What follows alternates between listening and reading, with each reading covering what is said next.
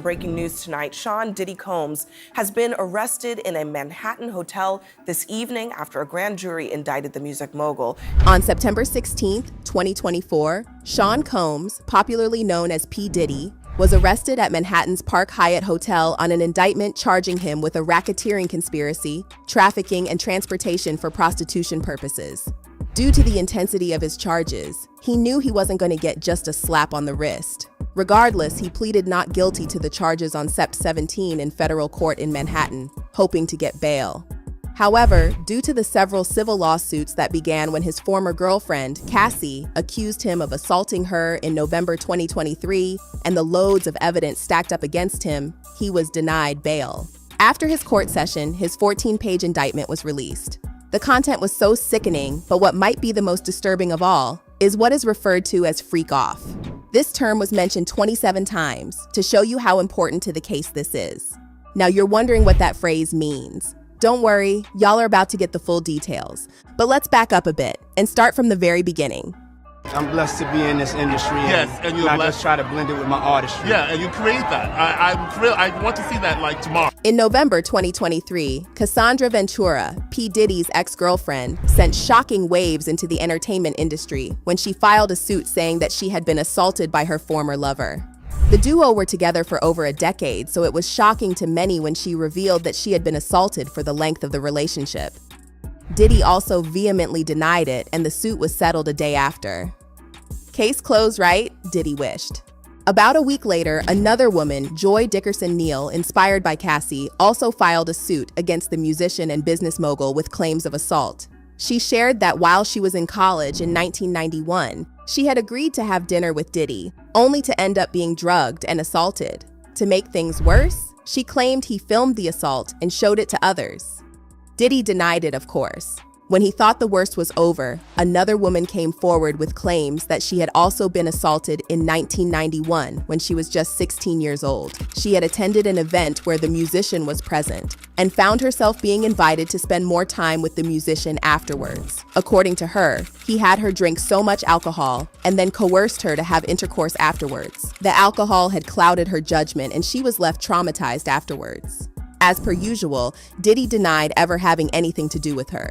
Diddy's legal team thought they'd have a breather, but in December, a Jane Doe came forth with her lawsuit. She claimed she was abused and trafficked by Diddy and Harve Pierre, a former longtime president of Diddy's record label. Diddy and his partner denied it, but that was unnecessary because the illicit activities of the musician had already caught the attention of federal agents. And things got a lot spicy in 2024. In February 2024, a man named Rodney Lil Rod Jones claimed in a federal suit that Diddy and his partners engaged in serious illegal activity. The man claimed to have garnered the information while working as Diddy's producer for his latest album. Rodney shared that he had lived with Diddy from September 2022 to November 2023, and during that time, he was harassed, forced to engage in adult acts, compelled to get adult workers, and watch Diddy give drinks laced with substances to people at parties. As part of this investigation, in March of this year, special agents from HSI executed search warrants at Combs' residences in Miami and Los Angeles. They also executed a warrant for Combs' electronic devices. During those searches, agents seized evidence of the crimes charged in this indictment.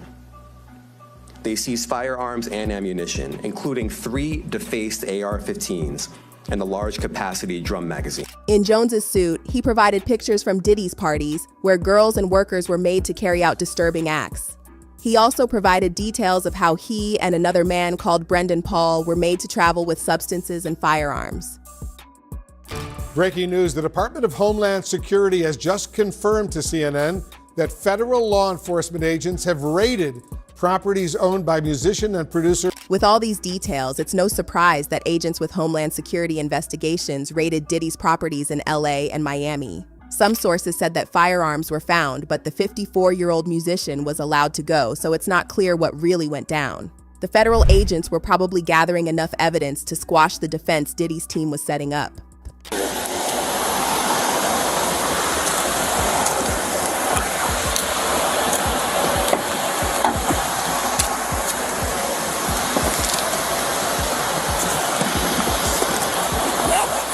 On the same day, they stormed his home and arrested the man Rodney had mentioned while spilling all the details, Paul Brendan. He had been caught at the airport with some contraband, but was soon granted bail. Diddy was working overtime to ensure his empire didn't fall apart. But the truth can only be suppressed as a few months later, a video of him assaulting Cassie came to light. Footage that was captured inside of a Los Angeles hotel in 2016. In the video, he grabbed Cassie, threw her around, kicked and dragged her, and then threw what looked like a chair in her direction. I hit rock bottom, but I make no excuses. My behavior on that video is inexcusable. This was damning evidence, and Diddy knew it. So he immediately set up his camera and gave a heartfelt apology where he talked about how those were his dark days and his efforts to get better. No one believed that theatrical performance, and rightly so, because in September 2024, Diddy was arrested with the charges filling 14 pages. The craziest bits are where Diddy's freak-off parties are mentioned, so what exactly does it entail? Like many other wealthy people, Diddy hosted several parties. The most famous were the white parties he hosted from 2004 to 2009. These parties were lit, and those who were lucky to get invites were disappointed when it came to an end in 2009. It wasn't clear at the time why the white party had to stop, but from the details gathered from the indictment, Diddy stopped the reputable party to begin the crazy freak-offs. Combs allegedly planned and controlled the sex performances, which he called freak-offs, and he often electronically recorded. In arranging these freak-offs, Combs, with the assistance of members and associates of the Combs enterprise, transported and caused to be transported commercial adult workers across state lines and internationally, the indictment reads. As alleged, when Combs didn't get his way, he was violent, and he subjected victims to physical, emotional, and verbal abuse so that they would participate in the freak-offs, and that Combs hit, kicked, threw objects at, and dragged victims, at times by their hair. On one occasion in March of 2016, that conduct was captured on video and later reported in the media. Specifically, Combs kicked, dragged, and threw a vase at a victim in a Los Angeles hotel when the victim was attempting to flee. As alleged, these assaults often resulted in injuries to the victims, which took days or... The freak-offs were really freaky, and they lasted days. At these events, Diddy forced and coerced the guests' victims to have prolonged adult activities with male commercial adult workers. He allegedly shared different controlled substances to get the victims to do his bidding. Sometimes Diddy participated in the event. Other times, he pleasured himself by watching them engage in the activities. He also made videos of the events to allow him to go back to them or to blackmail the victims into returning for another event or keeping quiet if there was a need for it. In some cases, the cameras were placed for the victims to see, but in most cases, the cameras were hidden. Throughout the house.